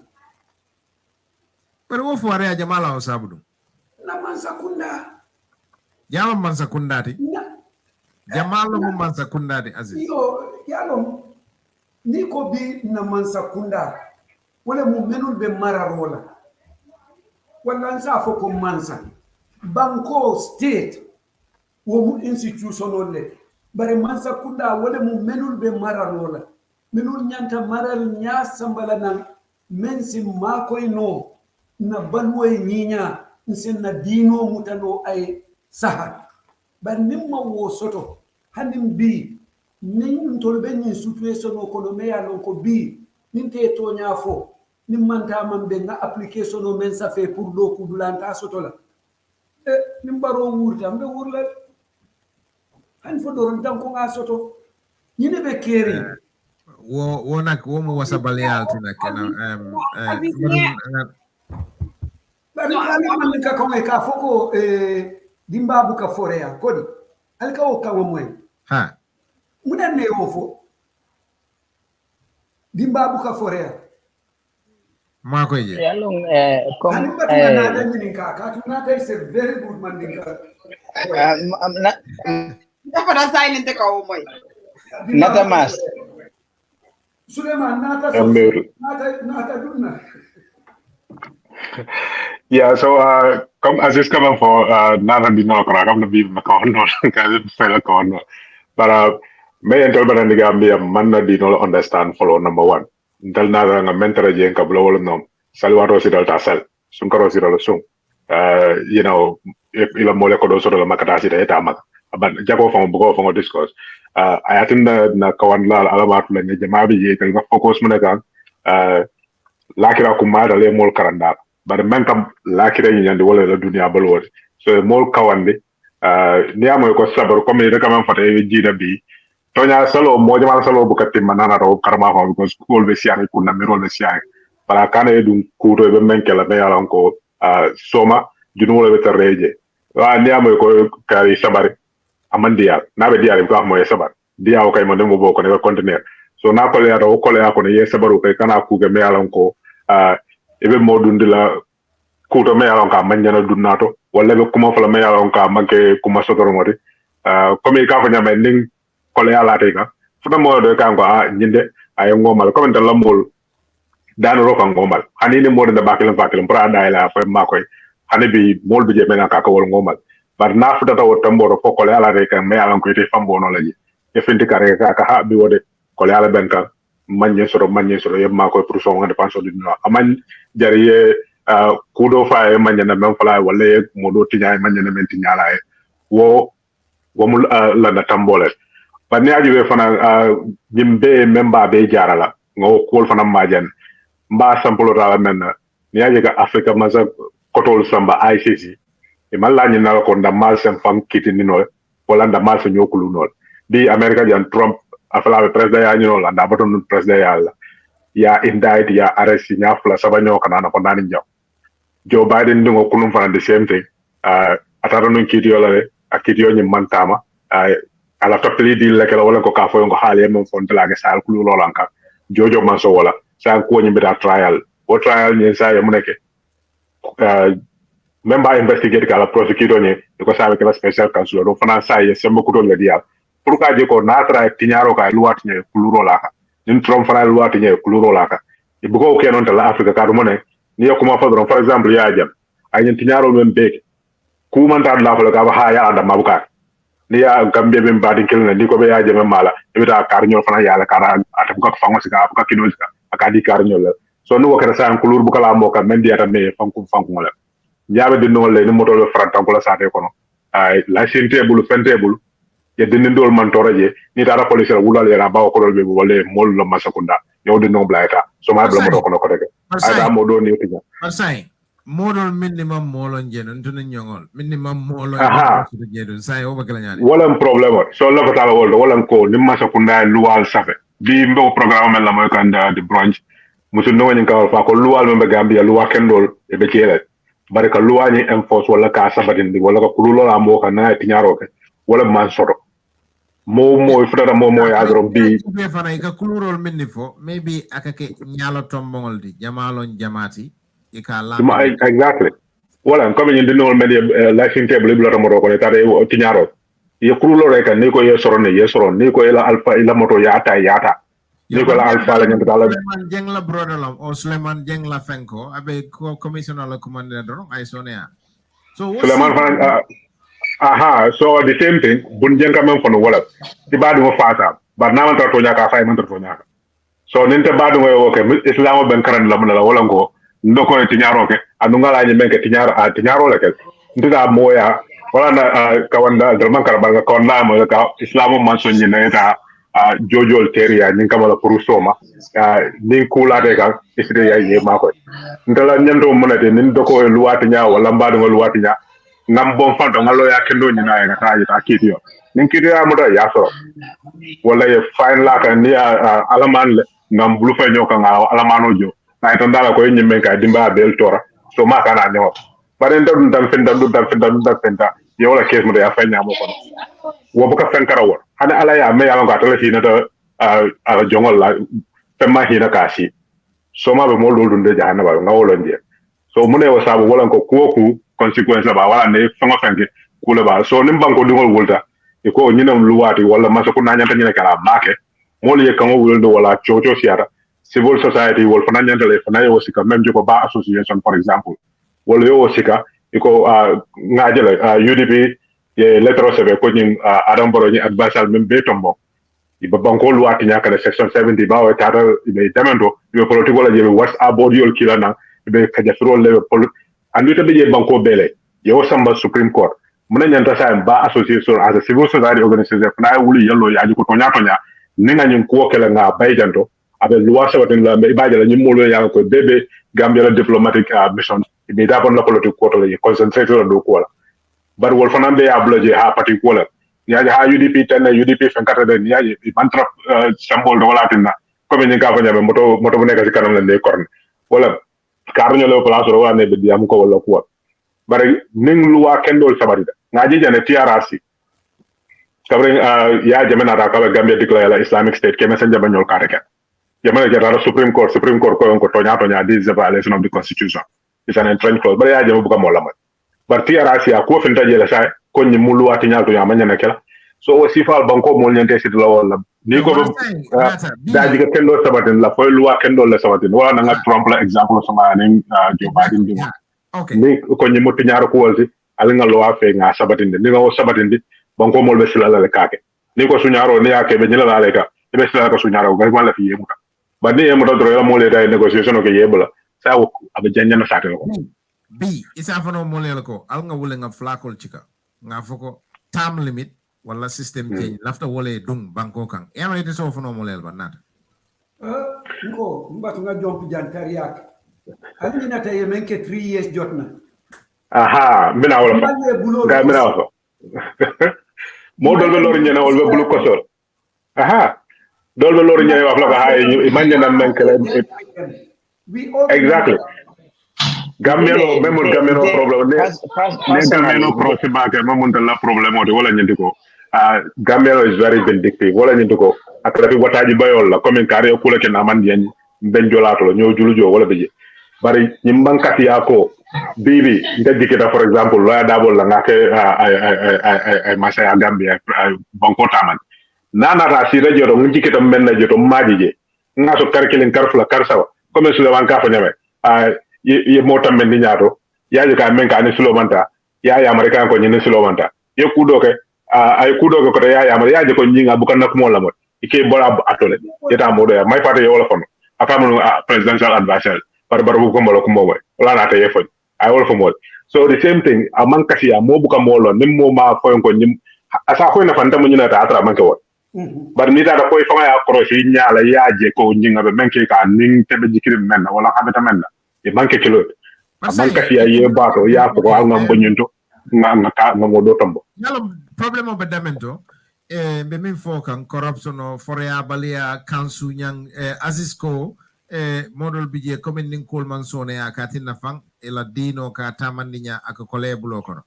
so mon min yalon ko fango dino tamandinya ak kolebul because of foarea yamara pour wole to nyafo abakela no la ba Aziz lonnente yalla ni londo soto drom iba to nyata man no la ndella mo comme ni ya fa nyame nun to mo la soto mantel tasi binta ngamen soto alhamdulillah ndela bulula tasa mfa maka fa nyolo to ndia ta mo sango sang sinya kel ne ka sa ika dani ko do soto wala nimba national atara na bat baru wo mo den rafla ta la fo ja ta la ki ja aba suwol ko na ta mo ngota ni salo si da salo la ni sawana da kunko abad mota mo la politique diam la mota mo la fenn mo fa ko dañu ka fa ñu gar ite la indi aba dañu wa ali la fuari akadino do mo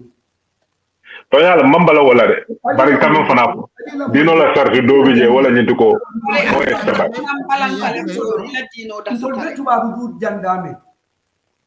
jama be je malla ala bari tilinta mune tilindi adoya ta nyawnya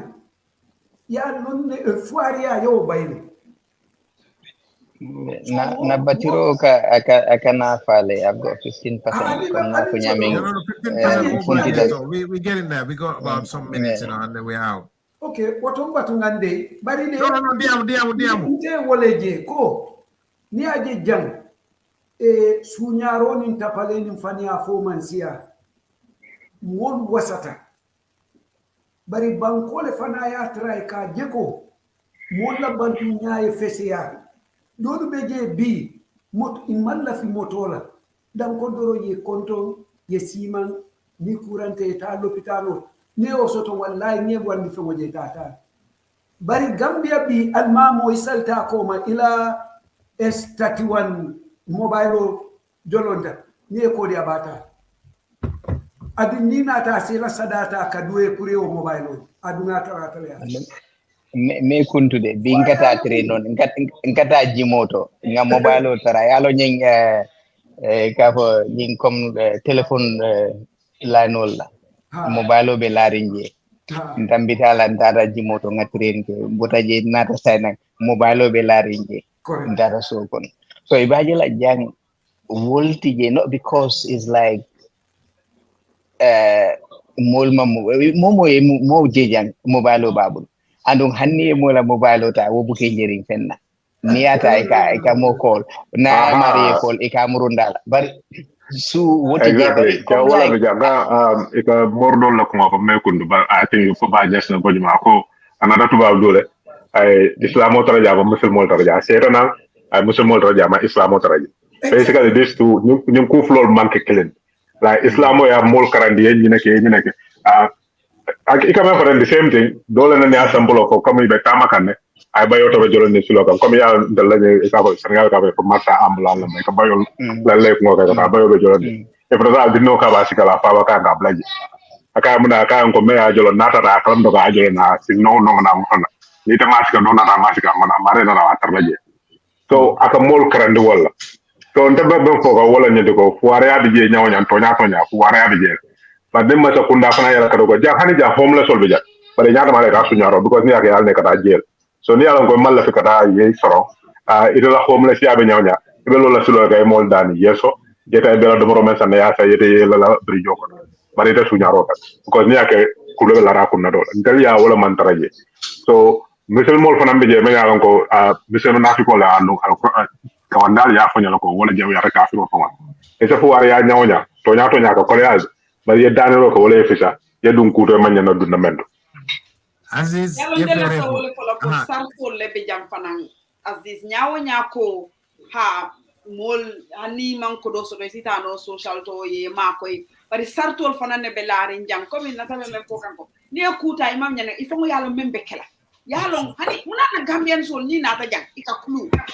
nane ka menke Gambia ibuka ke jam because kanale ya lon ko sarto le jam ni ku ke manya na menkela polisol ye muta wala moye sama polisolo ibe ku kele ne so wo sarto fanande ngamira wolle nyanta lola ndol wo sarto nyanta wolle bambandi la fanan hani pota hani man pensoto isi tale eta modo dani ndol la generation on te kuluta generation ika modele kana so konon tol ya denga jelo ko mol kana mbama ya be dani lola amma bi man pensoto be metabila ya dum ye finti mbama ya dum ye fita ya tila mol ka wokele nu bari ibuka modde be nyim manya ti fala ko min sai kol be nyame so fo sarto natara hani wolbe bota jere sa even tala dindi yata an kalbe dindi ya nyawanya e ka jalo kalbe konyo kan santo daga kije ya diko karnyo ya sisio man taraje ne un dokko ndo waro sete bol kilimande ko ni didni wala bari ka siande ka joko den wala mama nyana do mor pour ka nyo sutura da mala wat you know wol be ka kelnu so ndelo alo ngol sikale na wol fay go ni munu do ko wala di ngami understand jang wala nyinti akamulo ne ko alfanadi man min kolko fa korta kor konto tay ha wato me wo kake konton kasoto siman kasoto nimbani mu nyamin bam kasoto sai Gambian wole da samo bondile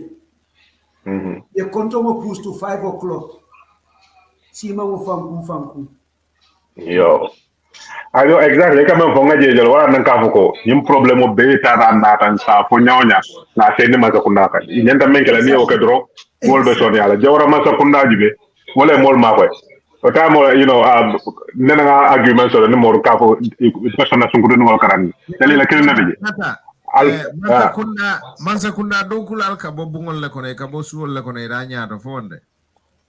ha bari wo se ke nyawnya yalla mo ni jiko do bo suwo kon e ka al mamol jele du ngandolo e fami karandi wa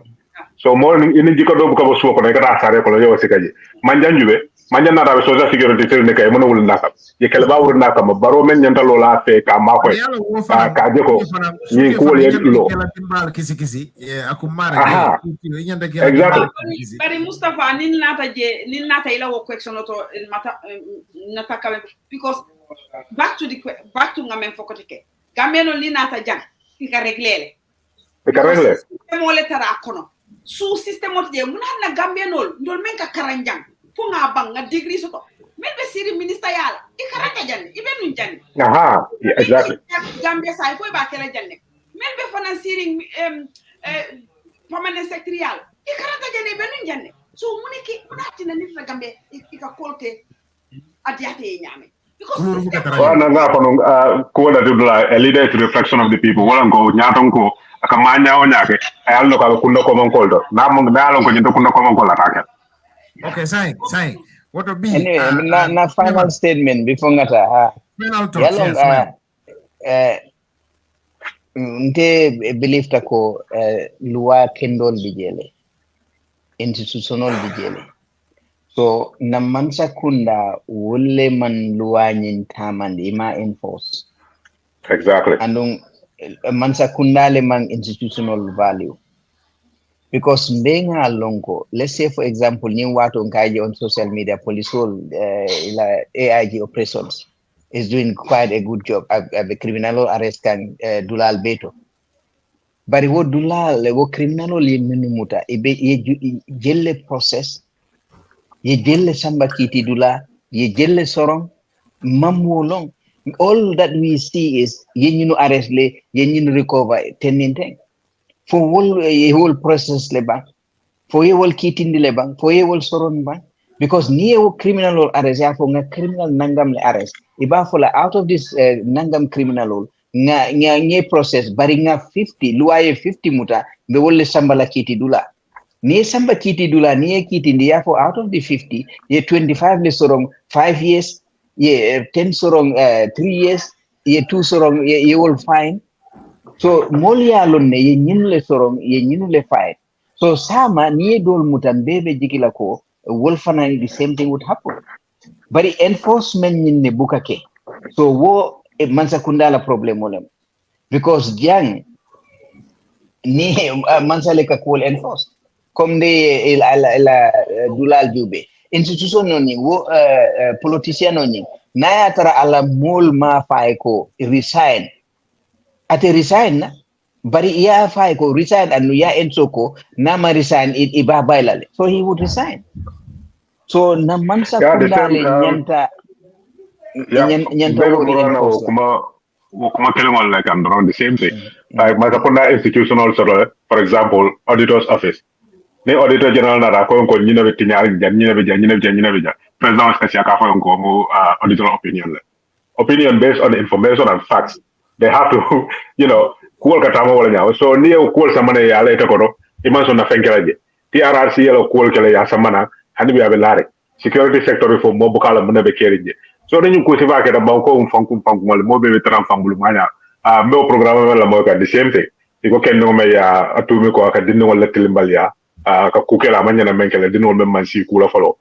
yo samba kido since 2020 witness fula ko saba yo da mal samara ak kito ni mamba fo sero sanyi fula so wol fana me fo kan kerfadu lata wala ko kusa bunda saba be je ni nga wol ragle no Gambia ngani luwata man ko jama be ragle la wala ko nim police ol yela ko do ko tamanda nyama wol fana ma fala ko ni ba taman la nyama atre fana ya motivation so wala nyindi ko ika fen so no la do ko la ne se di mayal sama no ni wala la do ko ke Ministry of Justice nsa ko police of number wala ko because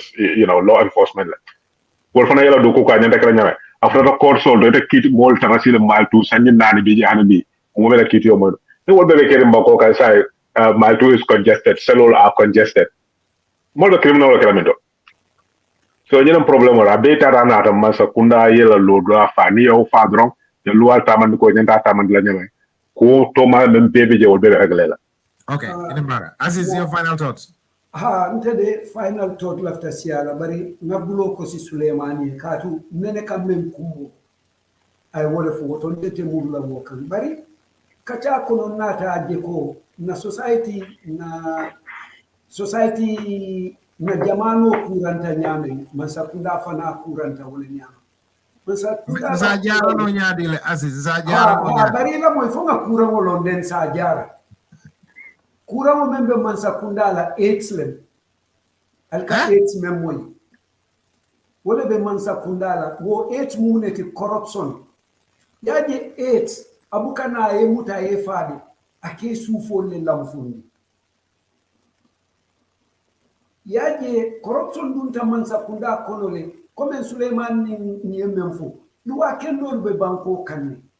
bari sufo men yanta kawo luwa tamandi wolle lamfuta mune lamfundi the corruption of AIDS the virus of corruption wolle wolu lamfundi so it takes away the willpower to do the right thing akawole lamfundi wo kamuneke bankoto iselua kendo lulondi barite tamandila wala iselua furi molu dundi menu ya lonko itol fonga ya lonko nyimuto ya bari munene ba kela because munemu luwa men iba sambala nan ninga wo implement aben ndey affect lale adun dey la munto la baramat so ya gele corruption can menke it weakens the government nire beje ala baraka Limbara Bake Nata your final thoughts. Yeah, I'm not for all corruption or come Nadun the Mansakunda Kono come Zaba Babala, Akata Kono Adomoka, Banta Nyara, Kono Betinyari. So Linko no Masakunda low I Yantamenkala Nama work it. Make people get a Niger Nola, get a Burkina Faso, get a Lados. What a Banakala Kotek, Alamantankala. Because Nimba Kodimol, it has a commemorandum Mantra Kerry, Idiamata for Barada. Niko protest le ko ngobita police ni na police ko manda pa mi do le ni na ki de bo do wol fana yasin di jeto wol ko jinam problème wodi tan de wol fana ma so da ki ta to ngo fe jante to la wota jo bele o mo bayno bol kam neke e kana sembolata ni o sembota bi dum ko fla be tinyar wala ya Jammeh si mol so nga kata o ko sival na wol bay nim ko ma so ko nyanta menkala nyanta nyina kel fana nga sing nang hakilo nga tama nga jibe foto nya ni muto nyalte ba bawo te be nafa kanje do bi je baden te masakunda baden fo man kata masakunda o be nafa no la nyaade ni te kam meso do bu ko soto no afelo o be ko le akono e ka vola ko le anko kuteka ngodo banko mo le fata wala nga je ko masakunda nyanta pour ga banko mol bele ke kilindi je ko banko mol be la sulo mendi ata be jarano la tonya bana jamata jarano esaje wol fana se nyindol sambano potom be mol tandu la be jeyla la mol ko nyima Limbara Sol.